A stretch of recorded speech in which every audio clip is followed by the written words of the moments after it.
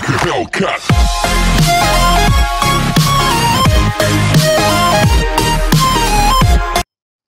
Hai, Assalamualaikum. Saya adalah Cikgu Azaz Zakia binti Mat Saleh. Hari ini kita akan mempelajari tajuk peperiksaan percubaan SPM. Kita nak bedah soalan Sains Kota 2, soalan 5 hingga 8 sahaja, iaitu markah dia adalah 24 markah daripada soalan Negeri Terengganu.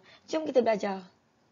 Okey, sebelum kita mulakan belajar, mari kita membaca surah Al-Fatihah, iaitu surah pembuka dalam Al-Quran bagi menerangkan hati-hati kita. Bismillahirrahmanirrahim. Segala puji bagi Allah, Tuhan semesta alam, Maha Pemurah lagi Maha Penyayang, yang menguasai hari pembalasan. Hanya kepadamu, ya Allah, kami menyembahmu. Ya Allah, hanya kepadamu kami mohon pertolongan. Tunjukilah kami jalan yang lurus, yaitu jalan orang-orang yang kau kurniakan nikmat kepada mereka, dan bukan pula jalan yang kau murkai, dan bukan pula jalan mereka yang sesat. Amin. Okey, mari kita lihat objektif pembelajaran kita pada hari ini. Yang pertama, kita nak menjawab 4 soalan bahagian B, iaitu 24 markah. Kenapa 24? Sebab 4 darab 6 markah. Satu soalan 6 markah, 4 darab 6 jadi 24 markah. Bagi kertas peperiksaan percubaan sains Kota 2 Negeri Terengganu 2021. Jom kita tengok. Okey. Okey, kita tengok soalan 5. Hormon mempunyai peranan yang penting dalam setiap fungsi tubuh. Oleh itu, kadar rembesan hormon mesti seimbang dengan fungsinya. Ni awak kena tahu hormon ni apa. So, soalan A. Apakah yang dimaksudkan dengan hormon? Okey, so maksud hormon apa? Ni adalah teori saja, awak kena ingat dan awak kena hafal. So, contoh jawapan dia adalah hormon adalah bahan kimia organik yang dirembeskan oleh kelenjar endokrin. Okey, awak jawab macam ni, awak akan dapat 1 markah. Senang? Okey, next. Soalan B. Maklumat di bawah menunjukkan satu keratan akhbar mengenai tentang masalah hormon. Kita tengok ni, dia kata apa? Dia kata rujuk pakar jika anak lambat besar ataupun tidak matang. Kalau tengok sini, seorang kanak-kanak ni dia kurang hormon tumbesaran. Lepas tu sebelah dia adalah kanak-kanak yang sama umur. Kan patutnya umur, contoh umur dia 3 tahun. Contoh 3 tahun macam pendek sikit. Contoh umur dah 7 tahun.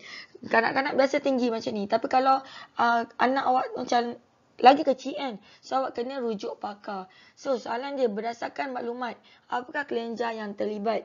Okey, kalau awak tengok gambar yang belah kiri yang seksi ni, ini adalah kelenjar endokrin. Kita ada dekat atas pituitari, dekat leher ni thyroid, yang macam bentuk daun tu pankreas, yang belakang ginjal tu adalah adrenal, kalau lelaki testis, kalau perempuan adalah ovari.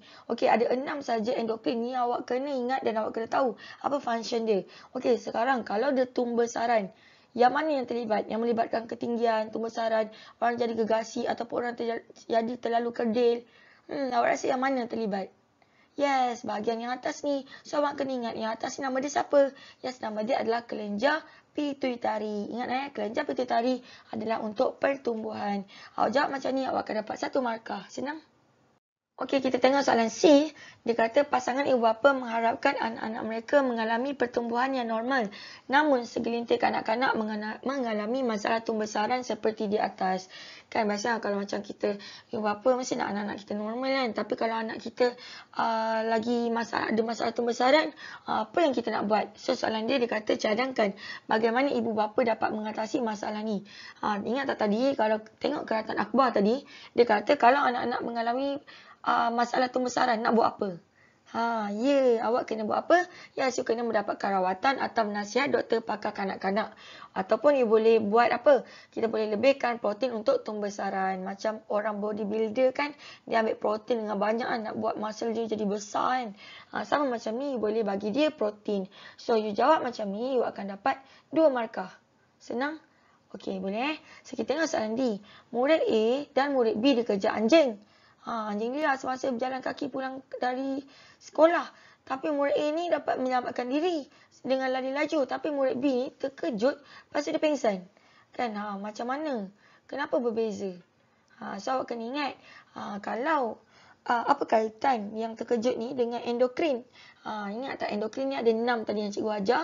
Tapi yang melibatkan bagi rasa takut, bagi rasa cuak kan, bagi rasa macam heartbeat awak laju, tu siapa?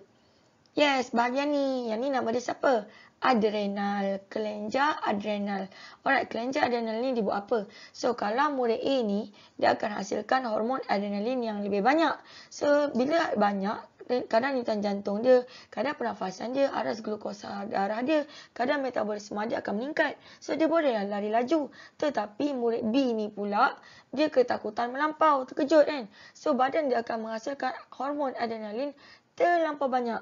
So, bila terlampau banyak, kan kadang denyutan jantung dia, kadang pernafasan dia, aras glukosa darah dia, kadang metabolisme dia sangat-sangat tinggi sampailah dia terpingsan. So, macam ni jawab-jawab akan dapat 2 markah. Okey, sebab dia tanya kenapa berbeza, right? So, kalau contoh you dapat jawab soalan 5 ni full, you akan dapat 6/6. Senang kan? So, you kena tahu pasal endokrin. Kenapa endokrin? Sebab bila cikgu buat soalan negeri-negeri lain, cikgu nampak antara soalan yang banyak keluar dekat semua, bukan banyak, mostly dekat semua soalan negeri-negeri lain adalah mengenai soalan adrenal. Mungkin awak boleh fokus sikit kepada soalan bahagian, bukan adrenal, endokrin. Alright, mungkin you boleh fokus kepada tajuk sistem endokrin manusia ni. Okey? Okey, untuk bahagian B, tolong belajar, tolong rajinkan diri awak untuk baca soalan. Kenapa? Sebab exam, you dah belajar sains selama 2 tahun. Exam hanya 2 jam 30 minit saja. So, tolong baca soalan. Alright? So, kita baca sama-sama. Okey? So, soalan 6. Semenjak plastik ditemui pada 5 Februari 1907, pelbagai produk dihasilkan dengan menggunakan plastik. Kan sekarang banyak gila plastik kan. So, kebergantungan kepada plastik memberikan impak positif dan impak negatif. So, soalan A, apakah mikroplastik? Ni sama juga macam apakah hormon tadi. You kena ingat, what is mikroplastik? Mikro bukan kecil kan. So, mikroplastik adalah kepingan plastik yang sangat-sangat kecil, ataupun you boleh tulis yang kurang daripada 5 mm. Kan, dia sangat-sangat kecil lah. Kan, so you tulis macam ni, you akan dapat 1 markah. Okey, kita pergi soalan B. Rajah 6.1 menunjukkan kita hayat satu produk. Okey, belajar baca gambar. Okay, kita nampak satu botol air ni kan. Dia kata dia dihasilkan daripada petroleum. Okey, lepas tu dia dipasarkan di semua kedai Eco. RM2 ni. Lepas tu dia digunakan oleh pengguna untuk mengisi minuman. Kan dia guna isi air lah kan. Lepas tu proses X. Lepas tu jadi produk plastik yang lain. Apa benda proses X ni? Tadi dia botol. Kan orang guna minum air. Jadi dia buat proses X. Jadi produk plastik yang lain. Apakah proses X? Adakah guna semula? Jawapan dia adalah yes. Jawapan dia adalah kita semula. Ingat kan, kita semula adalah kalau kita ada satu-satu produk, dia untuk menghasilkan benda lain. Contoh, kalau cikgu ada botol air, cikgu potong jadi pasu, itu kita kata guna semula. Sebab kita tak kita pun. Tetapi kalau kita semula ni yang kita hantar dekat tempat recycle kan, dia akan jadikan benda lain. Itu baru kita semula. Alright, jawab macam ni, you akan dapat 1 markah. Senang kan? Okey, kita baca soalan C. Sesetengah produk plastik biasanya dibuang oleh pengguna dan dibakar di udara. Perasan tak orang banyak buang plastik, lepas tu dibakar pula kan. Habis pencemaran udara. So, soalan dia, dengan menggunakan contoh yang sesuai, nyatakan bagaimana sisa plastik boleh diubah suai supaya ianya menjadi bahan baru yang bernilai tinggi. Macam mana dengan contoh tu? You nak jadikan dia, kita nak ubah suai. Kan, kita nak modify dia supaya dia jadi bahan baru yang bernilai tinggi. So, mungkin boleh ambil apa? Kan kita ada botol ni kan. So, mungkin kita boleh upcycle. Iaitu kita boleh guna balik botol plastik ni dan kita ubah suai jadi penyapu plastik. Jadi, kalau penyapu kan kita ada botol tadi kan. Ataupun kita boleh guna botol tadi, kita buat butter ecobricks. Nampak? You buat macam ni, you akan dapat 2 markah. Cikgu, what is butter eco? Iaitu ecobricks. Ni cikgu dah buat tau. Memang menarik lah. Kalau nak tahu, kita ada botol. Macam botol biasa yang you minum kan. Botol air gas tu kan. Yang keras sikit tu. Awak masukkan plastik dalam dia. You masukkan sampai padat. Sebenarnya, butter eco ni, dia boleh jadikan bangunan. Awak tahu tak? Dia sangat-sangat keras. Inilah nama dia butter eco. Maknanya dengan satu botol plastik, kita boleh jadikan dia benda lain. Boleh jadikan penyapu, boleh jadikan butter eco. Nampak tak dengan satu botol plastik? Alright, senang kan? Okay, next kita tengok soalan next, soalan C juga. Okay, Rajah 6.2 menunjukkan mikroplastik dalam rantaian makanan. Ni ada belajar pasal rantaian. Kita belajar tengok gambar. Cikgu ada matahari. Cikgu ada manusia. Manusia daripada mana ni? Okey, kita salah. Kita tengok matahari. Lepas tu kita tengok yang botol plastik dulu. Okey, dia kata pecahan disebabkan oleh tindakan sinar UV dan mikroorganisma. So, plastik ni dia akan terpecah.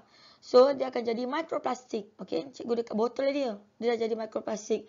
Lepas tu, awak tengok dekat mikroplastik tu, dia dimakan oleh ikan dan kerang.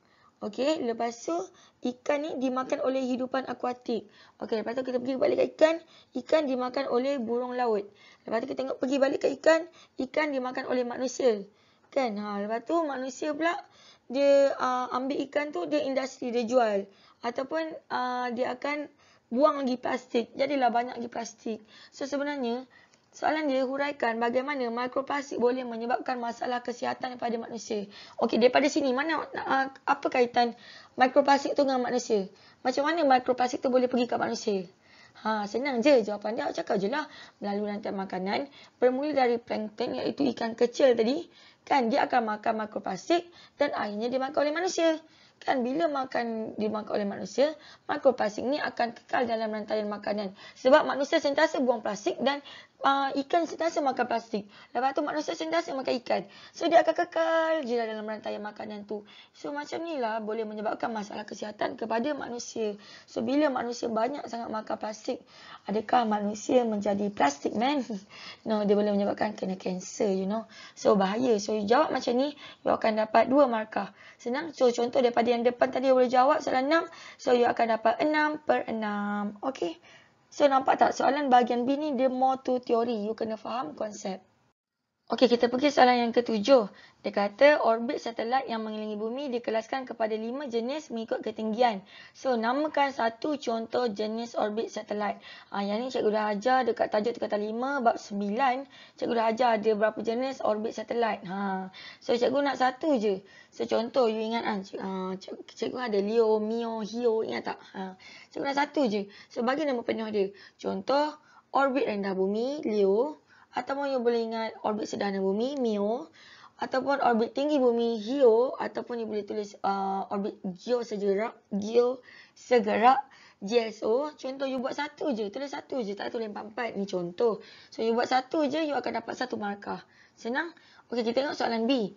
Dia kata satelit telah berjaya menghasilkan peningkatan dalam produktiviti sebilangan besar industri jualan atas talian. Faham tak soalan ni? Dia kata satelit ni dia dah menyebabkan peningkatan produktiviti kalau orang jual online ni atas talian. So bagaimanakah seorang penghantar produk jualan boleh tiba ke lokasi pelanggan mengikut tempoh pesanan? Contoh, cikgu order siapa nama dia? Foodpanda ataupun Shopee kan. So macam mana dia boleh hantar ke alamat rumah cikgu? Mesti dia guna apa? Alah, senang je ni. Dia bagi 2 markah. Dia guna apa? Sebenarnya kalau tengok dia soalan-soalan KSSM ni, SPM version KSSM ni, dia banyak more to aplikasi tau. Dia nak awak fikir sikit macam nak apply. So awak kena bacalah soalan. Kan sayang tau kalau you tinggal soalan macam ni. Sebab dia kata macam mana orang tu boleh sampai ke rumah kita, kan? So, dia guna apa? Cakap je lah. Dia guna GPS ke? Dia guna Waze ke? Dia guna Google Maps? Okay, kenapa? Kan, bagaimana kan? So, bila dia guna Google Maps tu, dia akan bagi maklumat pasal lokasi dan dia akan bagi maklumat pasal masa kepada pengguna dalam semua keadaan cuaca. Kalau pasal tak, kalau hujan ke, kalau banjir ke, banjir tak boleh, dia tak boleh hantar kan. So, kalau contoh hujan kan, dia hantar juga makanan kita kan. So, melalui, dia cakap je lah guna GPS. Sebab GPS tu boleh bagi maklumat atau lokasi kepada pengguna dalam semua keadaan cuaca. Kan? You buat macam ni, you dapat 2 markah. Senang kan? Baca soalan. Okey? Okey, soalan C. Okey, kalau tengok soalan C, dia kata Rajah 7.1 dan Rajah 7.2 menunjukkan 2 jenis kenderaan pelancar ke orbit. 7.1 ni siapa? 7.2 siapa? Nampak macam roket kan? Kan? 2 ni, apa nama dia? Kan? Dia nak melancarkan, ingat tak yang cikgu kata dia nak hantar kapal angkasa, dia nak hantar satelit kan? Nak hantar satelit ke luar daripada bumi kan? Inilah kenderaan dia. So, soalan dia kata banding beza kedua-dua kenderaan tersebut. Okey, contoh, cikgu saya tak kenal lah dua-dua ni. Tapi awak tahu. Okey, ingat kalau soalan dia tanya banding beza, sekarang ni untuk soalan KSSM, kalau banding beza, cara nak jawab dia, awak kena bandingkan dan awak kena bagi, banding beza, you kena bagi satu persamaan dan you kena bagi 3 perbezaan.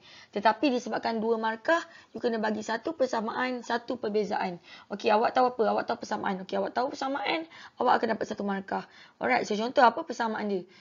Saya tahu dua-dua ni nak hantar So, mungkin cakap persamaan dia, dua-dua kenderaan ni digunakan untuk hantar satelit atau kapal angkasa ke angkasa lepas. Buat macam ni, awak dapat 1 markah. Okey, 1 markah lagi adalah kalau you bagi perbezaan. Contoh, kalau awak tak tahu kan. Kalau awak tahu perbezaan dia apa, tak apa. Bagus. Tapi kalau you tak tahu, you tulis persamaan je, you dapat 1 markah. Boleh? Sebab dia bagi 2 markah. So, contoh, mungkin awak kata perbezaan dia, ELV menggunakan kos yang lagi tinggi berbanding RLV. Mana satu ELV, RLV, you boleh tengok balik video cikgu bab 9 tingkatan 5. Okey? Okey, ataupun you boleh bagi perbezaan ELV boleh guna sekali je, tapi RLV boleh guna banyak kali. Contoh, persamaan ni buat 1, perbezaan ni buat 1, you akan dapat 2 markah. Senang? Ingat kalau soalan tanya banding beza, you kena bagi 1 persamaan dan 1 perbezaan. Okey, kita tengok soalan D pula. Okey, apa beza dia? Tengok negara Malaysia telah berjaya mencipta 1 satelit baru. So, satelit tersebut telah dihantar ke orbit tinggi bumi (HEO) dengan menggunakan kaedah pemindahan Hohmann. Yang ni kalau awak tak ingat, awak tengok balik video cikgu bab 9 tu, cikgu dah ajar pasal pemindahan Hohmann. Dan dia kata wajarkan mengapa kaedah pemindahan tersebut dipilih. Kenapa kita tak guna pemindahan terus? Kan? So, kalau soalan tanya pasal wajarkan, ingat cara jawab dia adalah, okey, cara jawab dia, you kena terima dan you kena bagi alasan. Okey? Terima apa? Nak bagi alasan apa? So, contoh, you kata wajarkan kan? Okey, so, awak kena terima. So, cakaplah, saya pilih Hohmann kerana apa? Sebab pemindahan terus kurang cekap berbanding pemindahan Hohmann. Awak buat macam ni, awak akan dapat 1 markah. Alright. So, kalau betul semua, awak akan dapat 6/6. So, nampak tak? Ingat cara jawab banding beza. 1 persamaan bagi 1 perbezaan atau 3 perbezaan. Kalau wajarkan, you kena terima je. Kenapa you kena pilih Hohmann? Sebab apa? Sebab Hohmann lebih cekap berbanding pemindahan terus. Ataupun kerana pemindahan terus kurang cekap berbanding Hohmann. Alright. So, itu sahaja untuk soalan 7. Kita sambung soalan 8. Okey, kita tengok soalan 8. Okey, soalan ni adalah mengenai tindak balas. So, tindak balas pun cikgu nampak macam famous kan. So, tindak balas kimia merupakan satu proses pertukaran bahan tindak balas untuk menghasilkan hasil tindak balas yang melibatkan kadar tindak balas. Takrifkan kadar tindak balas. Ni awak kena ingat kadar tindak balas ni apa? Yes, jawapan dia adalah kadar tindak balas adalah perubahan kuantiti bahan atau hasil tindak balas per unit masa. Awak tulis macam ni, you akan dapat 1 markah. Ni adalah teori yang you kena ingat. Okey, soalan B. Soalan B, you kena kira. So, soalan B. So, kalau bab-bab kira, tolong bawa kalkulator. Sains pun tolong bawa kalkulator. Okey, sebab banyak soalan yang ada kira-kira juga untuk kertas 1 dan kertas 2. Okey, next soalan B. Dia kata rajah 8.1 menunjukkan keputusan eksperimen seorang murid untuk menentukan kadar tindak balas 0.5 gram logam magnesium dengan asid. Maknanya dia ambil 0.5 gram magnesium, dia masuk dalam asid. So, tindak balas lengkap berlaku selama 30 saat. Okey, so kita belajar baca gambar. Alright, cikgu ada pita magnesium. Nampak tu dekat gambar tu, pita magnesium kat bawah. Dia macam pita tape. Alright. Lepas tu dalam masa 0 saat, pita magnesium ada lagi. Dalam masa 10 saat, ada lagi. 20 saat, ada lagi. 30 saat, hilang terus pita magnesium. Kan? Soalan dia kata tentukan kadar tindak balas pada rajah 8.1. Okey, kalau nak tentukan kadar tindak balas, nampak tak ada tulis G, S negatif 1, maknanya you kena kira. Okey, dia bagi awak 2 markah. So, awak pun tulis formula. So, formula dia adalah kadar tindak balas sama dengan pengurangan jisim per masa. Okey, berapa dia kurang? Mula-mula 0.5 gram kan. Lepas tu jadi kosong. Betul? So, bahagi berapa saat dia hilang. Kan masa yang diperlukan untuk hilang kan. Untuk dia bertindak balas. 30 saat. So, bahagi 30 saat. So, you kira kalkulator. Bukan kira kalkulator. 0.5 tolak kosong adalah 0.5. Bahagi 30. You akan dapat 0.017. G. S kat bawah. S naik atas jadi S negatif 1. So, jawapan dia adalah 0.017 gram GS negatif 1. You buat macam ni je, you akan dapat 2 markah. Okey, senang kan? So, kena tahu formula. Sebab formula ni sangat-sangat senang. Ingat kalau nak balas adalah pengurangan jisim bahan tu per unit masa. Okey, kita sama dengan soalan C. Dia kata rajah 8.2 menunjukkan graf-graf perubahan kuantiti bahan tindak balas dan kuantiti hasil tindak balas melawan masa. So, ini adalah kuantiti bahan. Ini adalah kuantiti hasil. Awak faham tak beza bahan dengan hasil? Okey, contoh bahan, ingat tak yang cikgu tunjuk bab 4? Contoh bahan dia cikgu ada telur. Telur dengan tepung. Hasil dia jadilah kek. Alright, so maknanya bahan tu makin lama, bahan makin kurang. Kan? Tapi hasil kek dia akan bertambah. Faham tak? Sebab tu kalau tengok bahan makin kurang, tapi hasil makin meningkat. Faham tak? Faham tak? Senang kan? Saya cikgu ulang kalau contoh cikgu nak masak kek, cikgu ada telur dengan tepung. So, dia akan berkurang sebab kita dah guna dia. Dan dia akan jadi kek. So, kek tu akan bertambah. Hasil akan bertambah. So, soalan dia. Berdasarkan graf-graf rajah 8.2. Banding beza tindak balas cepat dan tindak balas perlahan. Tadi bahan dengan hasil. Sekarang dia suruh banding beza tindak balas cepat dengan perlahan. Ingat kalau soalan tanya pasal banding beza. Cara jawab dia kena buat apa? Yes, you kena bagi 1 persamaan dan 3 perbezaan. Tetapi disebabkan dia 2 markah, you kena bagi dia 1 persamaan, 1 perbezaan. So, you bagi jawab. Jawablah macam ni. Persamaan dia, kuantiti bahan, dua-dua akan berkurang. Dan dia punya kuantiti hasil, dua-dua akan bertambah. Sebab apa-apa you buat pun mesti akan bahan akan kurang dan hasil akan jadi bertambahan. Ini persamaan. Tetapi perbezaan dia adalah masa. So, kadar tindak balas cepat ambil masa yang lagi singkat berbanding kadar tindak balas perlahan. Kan? Kadar tindak balas perlahan ambil masa lagi lama. Macam tu je. So, buat macam ni, kelas, you akan dapat 2 markah.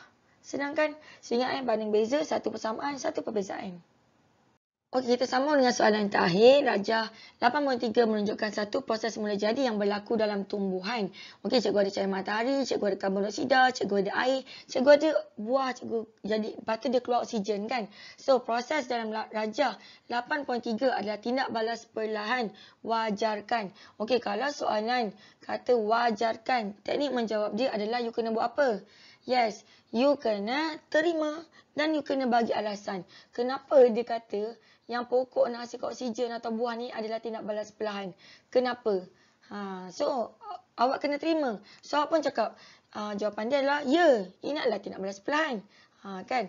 Sebab awak terima. Sebab apa? Sebab ini kerana ia mengambil masa yang lama untuk mendapatkan hasil tindak balas ataupun buah. Awak buat macam ni je, you akan dapat 1 markah. Senang kan? Awak faham tak beza tindak balas perlahan yang cepat? Kalau tindak balas cepat tu, kalau cikgu ada kertas, cikgu letak ke api, dia terbakar. Tapi kalau perlahan, kan pokok nak dapat buah. Ada ke terus dapat buah kan? Mesti kena tunggu setahun, 2 tahun kan? So, itu adalah tindak balas perlahan. Alright? So, sampai sini faham So, kalau contoh you dapat jawab soalan daripada awal tadi, you dapat 6/6. So, itu saja untuk tajuk untuk soalan bahagian B, soalan 5 hingga soalan 8. So, cikgu harap you faham macam mana teknik menjawab untuk teknik menjawab untuk soalan-soalan ni. So, tolong baca soalan dengan betul-betul, tolong fahamkan soalan, tolong baca gambar, tolong baca soalan yang elok sebab banyak soalan aplikasi yang you memang boleh jawab. Alright? So, itu sahaja daripada cikgu. So, jomlah like dan subscribe channel Cikgu Azaz Zakia binti Mak Saleh untuk mempelajari tajuk Sains KSM tingkatan 4 dan 5 yang lain. Okey semua, thank you, bye. I've been waiting, I've been hurting, 'cause I've been falling. I need your help.